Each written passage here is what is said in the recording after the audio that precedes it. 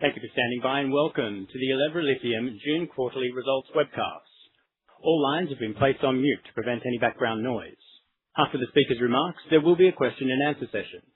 If you would like to ask a question during this time, simply press star followed by 1 on your telephone keypad. To withdraw your question, press the star 1 again. For operator assistance throughout the call, please press star 0. And finally, I would like to advise all participants that this call is being recorded. I'd now like to welcome Lucas Dow, Managing Director and Chief Executive Officer, to begin the conference. Lucas, over to you. Welcome, and thank you for joining Elevra Lithium's June 2026 quarterly update. I'm joined today by Christian Cortez, Chief Financial Officer, Sylvain Collard, Chief Operating Officer and President, Canada, and Andrew Barber, Chief Development and Investor Relations Officer. As a reminder, any dollar amounts are in US dollars unless otherwise quoted, and unit costs and revenues are reported on an FOB basis. June quarter was an important one for Elevra, both operationally and strategically. Operationally, North American Lithium, NAL, delivered another strong performance. We achieved our second best quarterly production result, established a new monthly production record in May, and importantly, we continue to improve plant recoveries while maintaining high mill utilisation. Strategically, we completed a transformational financing package that fully funds the NAL brownfield expansion and provides capital to continue advancing Moblan toward a final investment decision. Those two achievements together create a solid foundation for the future. We have demonstrated that NAL can operate consistently at a high level whilst putting the funding in place to significantly grow production in the near term and over the coming years. I'll now turn to our operational results. Safety continues to be central to everything we do, and I'm pleased to report that we recorded no lost time injuries during the June quarter. Our overall safety performance continues to reflect the growing maturity of our operational systems and also the culture our teams have built over the past several years. As we grow the business through the NAL brownfield expansion, maintaining that safety culture will remain fundamental to how we operate. Mining during the quarter continued as planned as we continue to work through areas containing historical underground workings. As we've discussed previously, mining through these historical underground stopes requires additional waste movement and increased safety and operating protocols. Despite this, all mines remain consistent and aligned with mill requirements, allowing us to continue to supply quality feed to the processing plant. Operationally, beyond our safety performance, the highlight of the quarter was our processing performance, supported by improved mining and blending practices. We produced just over 54,000 tonnes of spodumene concentrate, representing a 15% increase over the March quarter and the second best quarterly production performance in the history of NAL. Within that result, May established a new monthly production record of more than 22,000 tonnes. That wasn't achieved through one single improvement. It reflects the cumulative benefits of the work our operating teams have been implementing over recent quarters on both the mining and processing sides of the operation.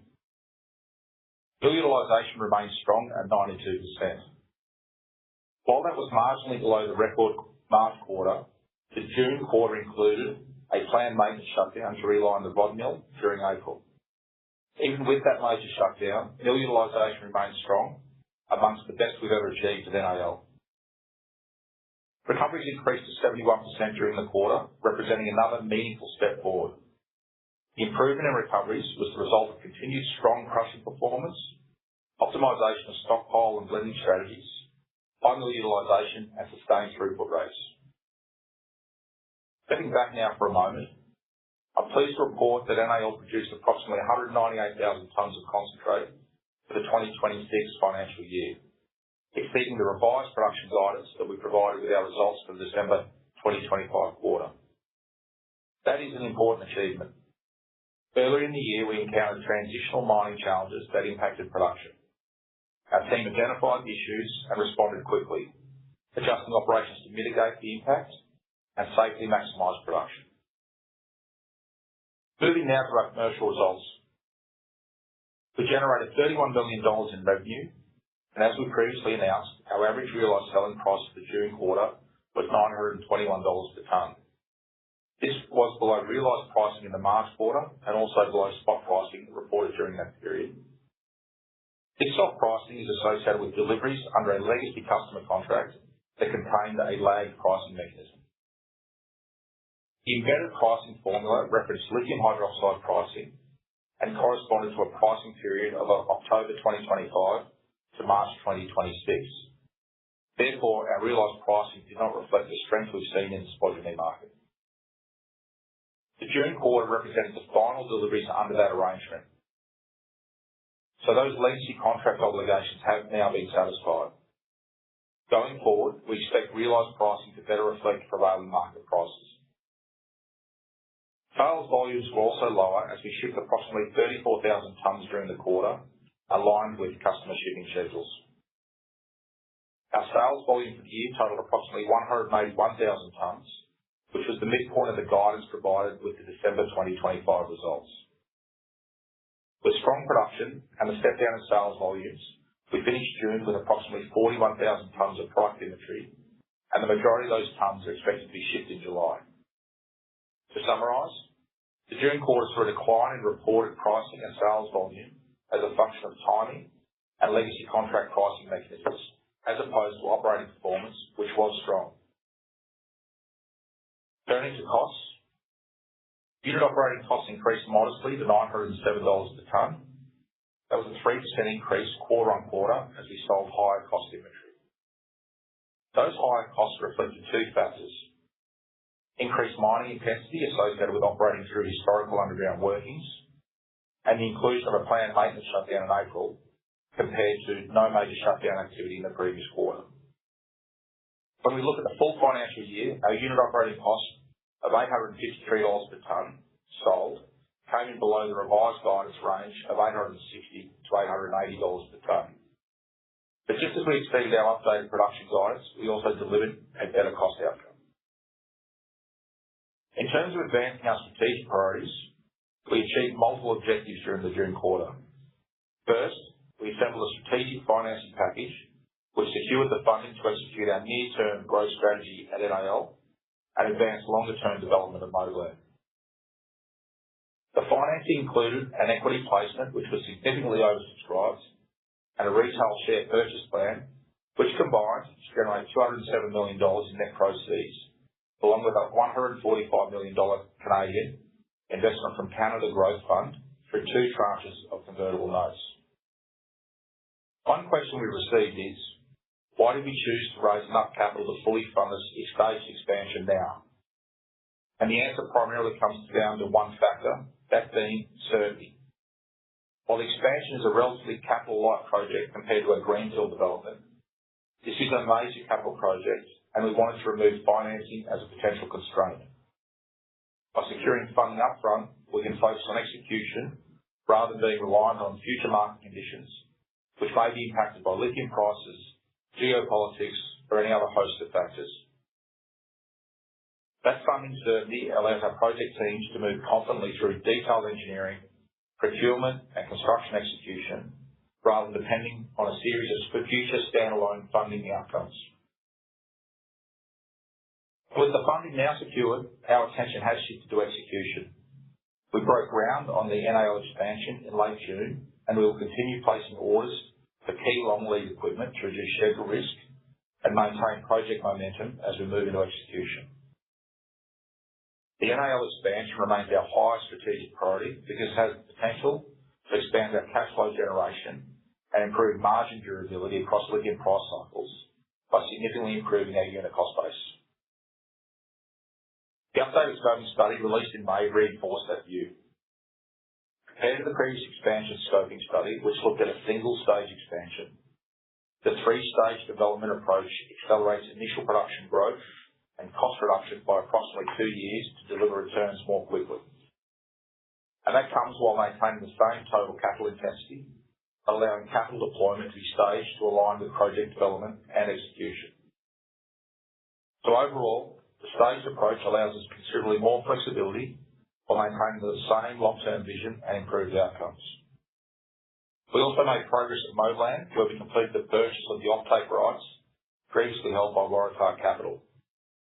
That transaction eliminated a life of mine sales commitment that would have required selling a percentage of Elevra's annual concentrate endowment at a discount to prevailing market prices. By purchasing the offtake rights, we control 100% of our attributable production at Moblan, which is equivalent to 60% of Moblan's annual production, which gives us greater flexibility as we continue to progress the project and evaluate future commercial and financing arrangements. Our immediate priorities at Moblan remain advancing permitting and completing an updated scoping study to incorporate the significantly expanded resource base. During the quarter, we also agreed to sell our interest in the Ewoyaa project. While we believe in the development potential at Ewoyaa, we view this as a disciplined portfolio management decision that will reduce our corporate complexity, bring additional capital into the business, remove future funding obligations, and sharpen our focus on developing our North American asset portfolio. We ended the quarter with $255 million in cash. This included $202 million in net proceeds from the equity issuance completed as part of the strategic financing package. This amount does not include the proceeds from the issuing upfront tranche of the Canada Growth Fund convertible note, which was approved by shareholders earlier this month, or the proceeds from the sale of our interest in Ewoyaa. Despite the decline in realised pricing during the quarter, NAL generated a modest operating profit, which was impacted by a $51 million operating cash outflow, made up of $30 million increase in receivables associated with the timing of cash receipts, and an $18 million increase in finished goods inventories. Beyond this, there was approximately $10 million of cash outflows associated with capital expenditure, corporate, and other expenses. Moving forward, we retain the financial flexibility to execute on our growth initiatives while continuing to operate from a position of improved strength. To conclude, we believe the June quarter demonstrates how far Elevra has progressed over the past year. Operationally, we've shown that NAL is capable of consistently delivering high levels of production while continuing to improve recoveries and operating performance. Commercially, we moved beyond the legacy pricing arrangements that affected recent realised prices. Strategically, we've secured the funding required to execute our growth strategy, commenced the fully funded NAL brownfield expansion, strengthened the long-term value of Moblan, and simplified our portfolio through the sale of Ewoyaa. And with that, we will now be happy to take questions. Thank you, Lucas. And as mentioned, we will now begin the Q&A session. For those listening by phone and would like to ask a question, please press star followed by 1 on your telephone keypad to raise your hand and join the queue. And to withdraw your question, press star 1 again. Your first question comes from the line of Max Yarrell at BMO Capital Markets. Your line is open. Hey guys, good morning. Thanks for taking my question. It looks like we're starting to see some of the positive impacts from the ore sorting initiatives.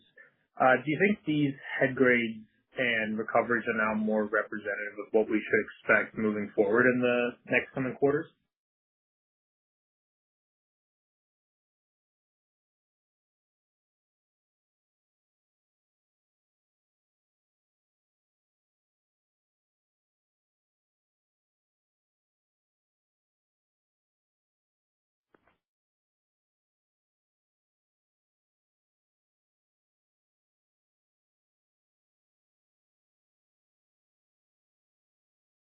Sorry, Max is on mute. I was chatting away to myself. Sorry. Thanks for your question. So Max, Sylvain and the team have certainly done a lot of work around both our mining strategies, our stockpiling, ore sorting, and ore blending, and those benefits are being demonstrated through the improved recoveries. Probably a couple of points to note. The grades that we saw mined and processed during the quarter are still below the long-term averages of NAL, so there's increased potential there. So whilst we made excellent progress, the ore body's long-term average grade sits above where we were last quarter, which obviously gives us increased confidence in terms of the results we expect to see during the expansion as it relates to the recoveries and so forth. So again, Sylvain and the crew have done a great job, but there's still more to be done. That's helpful, thank you. And then one more, if I may. With the old legacy contract moving behind us now and moving to the new commercial terms, is there a potential to increase the cadence of shipments there's this 41,000 tons sitting in inventory. Is there potential in the near term for a third shipment per quarter? Yeah. Max, I'll just provide a couple of comments before passing over to Christian Cortez, who looks after our marketing. The primary driver for the cadence of shipments that we've seen to date has been around minimizing freight. And when NAL first restarted, we were sending lots out in 15,000 ton cargoes, which obviously provide a more regular cadence. The issue is that it costs us probably around another $60 to $70 a ton more of freight costs by doing that. So we've typically clubbed those volumes together into larger shipments. So it's really a case of us being able to minimize shipping costs, but I'll pass to Christian for anything else you might want to add in future outlook. Hi, Max. Look, I first probably talk about what happened in the previous quarter. We did have a changeover on ports at the end of June, which basically meant we had to shift towards building inventory at the new port. That, to some extent, limits how much volume we could move in the quarter. Saying that and putting last quarter behind us, as we look for the next 6 months, those volumes on a quarterly basis will increase. I would expect to ultimately see 2 shipments per quarter, and on a combined basis, that should be somewhere between 50 and 60,000 tons. So we will see more volume as we move forward. And just adding to what Lucas was referring to, we obviously keep an eye on assessing cost benefit here. There has been ultimately an initiative to reduce the cost on the shipments. We are following a schedule with customers, so it's to some extent changing as we move into the new agreements. So that will allow us to assess when there is an incentive to get smaller cargoes out there, with a view that we can maximize price. We will certainly do that as well. That's helpful. Thanks, guys. I'll turn it back over. Thanks, Max. Your next question is from the line of Reg Spencer of Canaccord Genuity. Please go ahead. Thank you. Good morning, everyone. Christian and Lucas, just after some comments on market conditions. Clearly, we've seen a pullback on market prices over the last couple of months, and I guess we could put that down to prospects of new supply coming back into the market. But demand does look robust, and at least to us, there's not a lot of obvious new supply alternatives coming into the market. So can I ask what are your guys telling, or your customers telling you, with respect to their outlook for overall market conditions as you move into the second half and into 27? Hi, Reg. Thanks for the question. I think as we get feedback from different channels, call that customers, call that parties that are looking to source volume as we move forward, and in addition to that, independents are observing the market. I think it's fair to agree with how you're currently describing it. The fundamentals are still very strong. There's nothing that suggests that demand will weaken in the short term. With respect to, I guess, the reaction on the market on the buy side, there are ultimately indications that we'll see more supply coming in, primarily from restarts, in addition to a couple of new projects gradually building up volume as we go into 2027. So my view is, inventory levels continue to be relatively thin, and therefore, our read of the market is a reaction towards sentiment driven of a potential, increase in supply coming in the near term.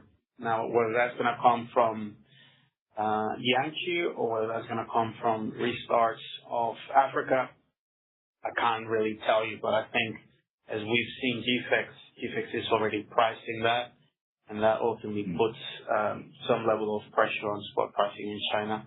But all in all, we continue to see the short-term 3 to 6 month window pretty strong in terms of fundamentals. Great. Thanks, Christian. And just last one from me, for you, Lucas, if I can. Have you got an idea on when you might complete updated studies for Moblem? And have you guys put any additional thought into how that project might be scaled or scoped in terms of production capacity? Yeah. So, Reg, we've actually awarded the scoping study for Moblem. It'll be delivered in this half. The key objectives really sort of twofold. One, just given the increased resource base, to determine really what the optimal production level for Moblem is. And just as a reminder, the previous DFS had annual production around 300,000 tonnes. The resource base has grown appreciably since then, so we expect it to support a much higher level of production. Combined with that, we also want to really sweat the approach on the capital investment and potentially whether that's staged. So that'll be the primary objective of the scoping study, which we'll deliver this half, and then from there we'll roll into an updated DFS. Understood. Great. Thanks very much. That's all from me. Thanks, guys. Thanks, Reg. Your next question is from the line of Austin Yun of Macquarie. Please go ahead. Morning, Lucas and team. Just a quick question. I understand the legacy contract kind of roll off. So, could you please just, remind us how the price is linked going forward basis? Should we think, like 1 month delay, or if there's any additional sort of, nuance adjustments required for the next 12 months? Thank you. Bye. Thanks, Austin. Yeah, you're absolutely right. So that legacy contract is now very much in the rearview mirror for us, and I'll pass over to Christian to describe the sort of contract terms in terms of delays and so forth, or pricing periods, provisional period pricing periods under current arrangements. Hi, Austin. Look, it continues to be a combination of, month on pricing. However, that being said, we're no longer carrying those, big lags that we described in the early report as well as on a quarterly. What do I mean by that? I mean, primarily there's potentially two that I can summarize here. One of them is you price on the month that you ship, and that ultimately, stays on the water for 2 months prior to getting to the customer. And there's a second category which we are effectively exposed to index all the way until delivery, and you then take effectively the average of the month that you delivered on. So that will allow you to then, ultimately figure it out.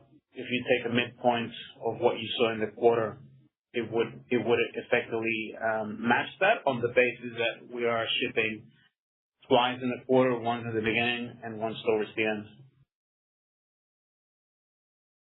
Cool. That's clear. Just a quick follow-up on the unit cost, which has been pretty good for this quarter. My understanding is that there is a bit of a favorable inventory movement. So just to strip that out, how should we think about just, the pure cash cost performance for the business? Just try to get some color for the, again, for 27. Thank you. Thanks, Austin.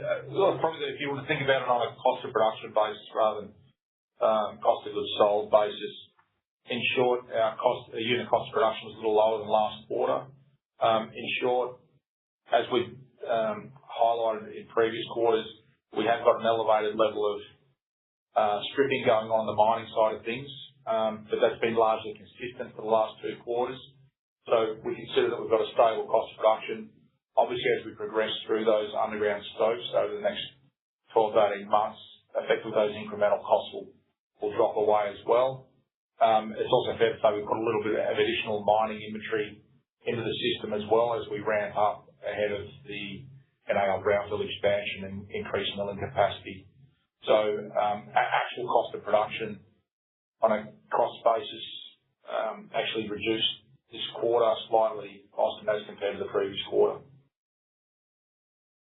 That's clear. Thank you. I'll pass down. Thanks, Austin.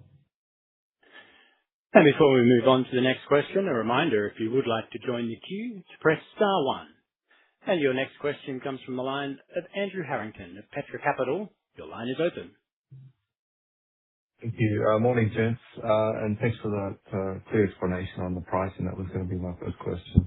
And my second one is in terms of the NAL expansion, will there be any disruption to operations that we should look towards in the coming periods as you put the tools to work? Thanks, Andrew, for the question. In short, no. The way that Sylvain and the project team are structuring that work is that any tie-ins we'll do during the course of regular maintenance shutdowns, Andrew. So we're not anticipating any extended or prolonged periods to be able to cut across the additional equipment that we'll be installing.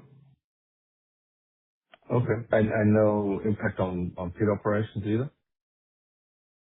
Sorry, just say the last part again.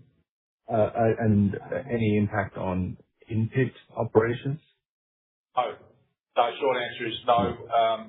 Again, Sylvain and the mining team have actually increased inventory ahead of that. And so one of the key elements is making sure we've got sufficient ore exposed and adequate blending options to be able to sort of maintain the recoveries that we've seen in the last quarter. Okay. Thank you. That's it for me. Thanks, Andrew. Your next question is from the line of Levi Spry of UBS. Please go ahead. Oh, good day, team. Just wondering, please, now with the Tesla contract run-off, sort of expectations going forward of any discount to spot pricing moving forward based on sort of grades, and just rough thoughts there. Hi, Levi. I mean, we obviously have a contract with Mitsubishi, who is not an end user. There is not a discount on the price, but there is a commission, and the way we effectively report prices on volume that gets allocated and sold by a Mitsubishi, there is a discount on the FOB that we take net of commission. That aside, as we're having discussions with customers for future offtakes, the expectation is that there is no discounts on market prices as we bring those contracts into the customer portfolio. Thank you. Is there, like, the Mitsubishi commission sort of fees, is there any detail that we could look at around that, just sort of working out if it's material or not? Or is there sort of any detail you can point to? Well, it's not a specific percentage on a fixed basis. It moves around depending on what price and profits are looking like. I mean, I've been exposed to a few of these. I can tell you there's nothing that says that this one is unique.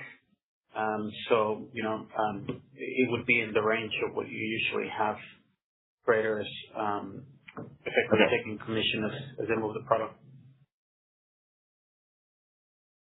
Okay. Thank you. This is Levi. Levi, the other point I'll just add there is, we've spent the last 12 months cleaning up legacy contracts and so forth. So, we certainly won't want to be replicating any of those elements going forward. No, thanks, Sam. Thanks, Levi. And there are no further questions on the phone. I would like to hand over to Andrew Barber for written submissions. Thanks, Ollie. Lucas, could you just explain how long the shutdown was in April, please? Yeah, it was just under 4 days, 85 hours in total. Great. Thank you.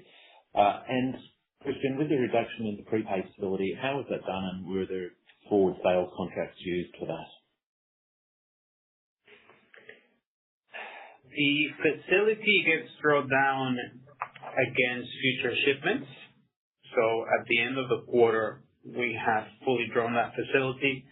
It will be paid back as we effectively sell volume into the market, and hence why the 9 million that we disclosed there was the first payment that we've undertaken since we raised the funds. I would expect to see that prepaid facility, if not fully paid, mostly paid by the end of the calendar year. Great. Thank you. A further question is, considering the substantial inventory we had at the end of the quarter, was there an opportunity to make an additional sale during that fourth quarter of the year? Thanks, Andrew. As I've touched on during the previous questions, we changed ports at the end of June. As a result of that, it was very difficult for us to effectively run shipments in addition to those that had been contracted for in the quarter. Saying that, we had already shipped just over 30,000 tons in the month of July, and that effectively is the reflection of us cutting across into the new port and building that inventory at port as we finished last quarter. Great. Thank you. Now a question on the expansion, and the context is in with the strong quarter that we've just had, the first stage of 15 to 20% increase in production. Could you just clarify what the starting base and base production level should be for that 15 to 20%? Yeah, thanks, Andrew. As per the guidance that we had provided as part of the NAL expansion scoping study, you should think of that base at around that 190,000 tonnes, and as us building off there, so in the order sort of 220,000 to 230,000 tonnes thereafter. Great. Thank you. And can you comment on how Mangrove's new Delta test plant is performing for their conversion process? Yeah, we were certainly pleased to see them commission or officially open that and then obviously commission and ramp that facility up. Probably Mangrove are best placed to provide the market with updates on that, other than to say we continue to be engaged in moving towards combining a definitive agreement in relation to the previously announced non-binding MOU offtake arrangement as well. That provides a heap of benefits for us in terms of providing both floor protection and also ability to be able to reduce our freight costs as well. So Andrew Barber's working away diligently on that, and as I said, we're progressing towards a definitive and binding agreement. Thanks, Lucas. In terms of the operations, have we completed working through the areas of lower grade that were encountered earlier in the year? As I mentioned earlier, the grades that we encountered during the quarter were actually lower than the life of mine average grade for NAL. So it really is a testament to the good work that Sylvain, the geologists, the technicians, the metallurgists, and the mining teams, and the plant and process operators have done in terms of moving through that. So we will see periods where the grades will be higher than we saw last quarter as we move forward as well.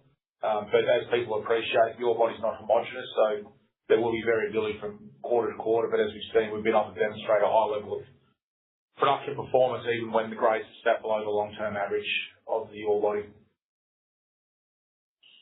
Great. Thank you. And Christian, question for you. How do tax rates and payments vary by jurisdiction, say, between Australia and Canada? And are there any tax losses from previous years that can offset current tax liabilities?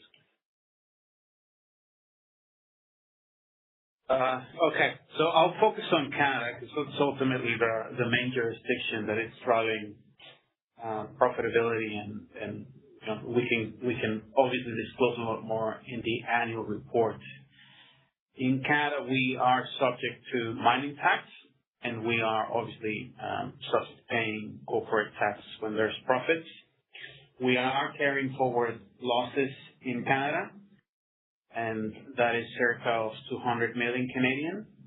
That basically allows us to obviously amortize those losses in the short term, and we would then, you know, be paying the mining tax in the earlier years or in the next couple of years as a result of that.